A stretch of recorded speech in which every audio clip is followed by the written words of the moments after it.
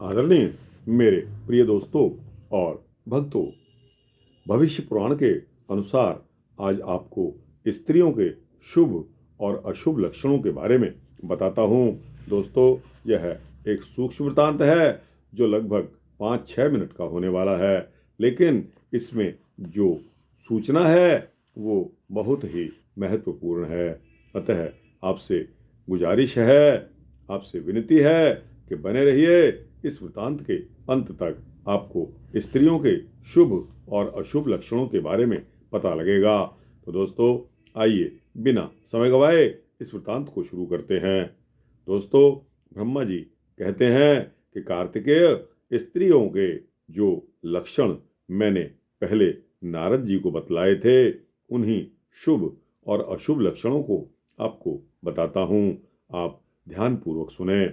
शुभ मुहूर्त में कन्या के हाथ पैर, उंगली, नख, हाथ की रेखा, जंघा, कटी, नाभि, उरु, पेट, पीठ, भुजा, कान, जिह्वा, ओठ, दांत, कपोल, गला, नेत्र, नासिका, ललाट, सिर, केश, स्वर, वर्ण और भौंरी, इन सभी के लक्षण देखें। जिसकी ग्रीवा में रेखा हो और नेत्रों का प्रांत भाग कुछ लाल हो, वह स्त्री जिस घर में जाती है उस घर की प्रतिदिन वृद्धि होती है। जिसके ललाट में त्रिशूल का चिन्ह होता है, वह कई हजार दासियों की स्वामिनी होती है। जिस स्त्री की राजहंस के समान गति, मृग के समान नेत्र, मृग के समान ही शरीर का वर्ण, दांत बराबर और श्वेत होते हैं, वह उत्तम स्त्री होती है। मेंढक के समान कुक्षी वाली एक ही पुत्र उत्पन्न करती है और वह पुत्र राजा होता है। हंस के समान मृदु वचन बोलने वाली, शहद के समान पिंगल वर्ण वाली स्त्री धन धान्य से संपन्न होती है। उसे 8 पुत्र होते हैं। जिस स्त्री के लंबे कान, सुंदर नाक और भौं धनुष के समान टेढ़ी होती हैं, वह अतिशय सुख का भोग करती हैं।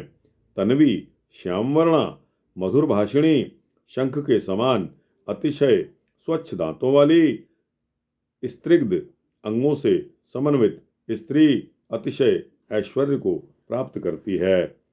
विस्तीर्ण जंघाओं वाली, वेदी के समान मध्य भाग वाली, विशाल नेत्रों वाली स्त्री रानी होती है।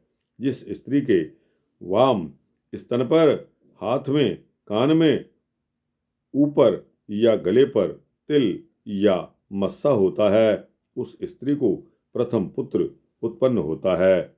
जिस स्त्री का पैर रक्तवर्ण हो, ठेहुने बहुत ऊंचे न हो, छोटी एड़ी हो, परस्पर मिली हुई सुंदर उंगलियां हों, लाल नेत्र हों, ऐसी स्त्री अत्यंत सुख भोगती हैं।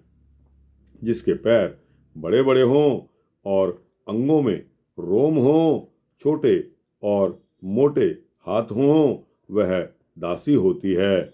जिस स्त्री के पैर उत्कट हों, मुख विकृत हो, ऊपर के होंठ के ऊपर रोम हो, या शीघ्र अपने पति को वह शीघ्र अपने पति को मार देती है।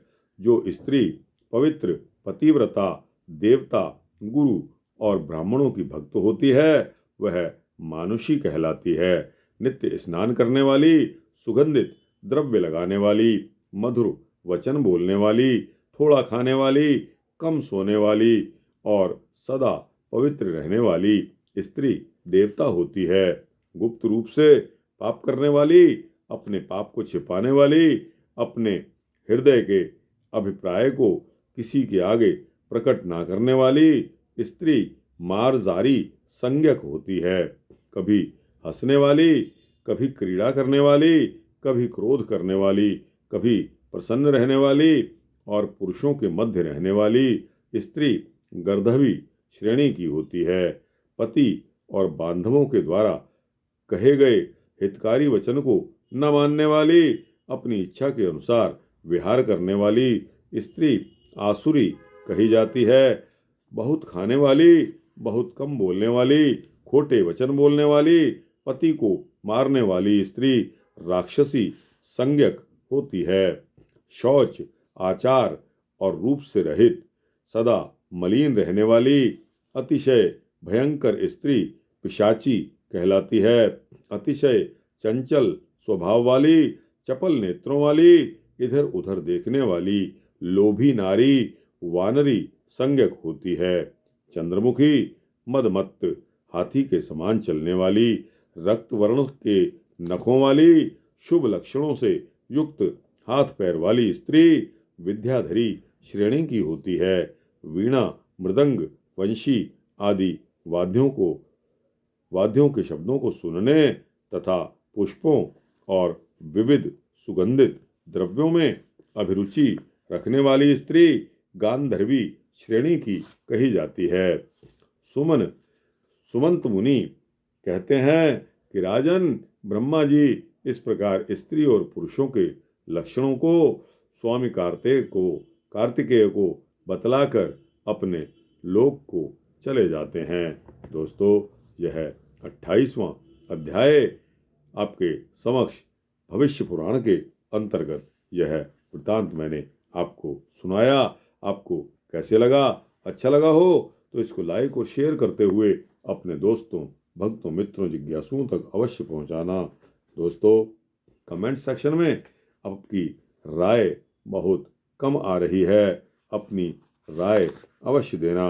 और दोस्तों, इस चैनल को सब्सक्राइब कर देंगे तो आपको इसी तरह के सूक्ष्म भक्ति वृतांत मिलते रहेंगे।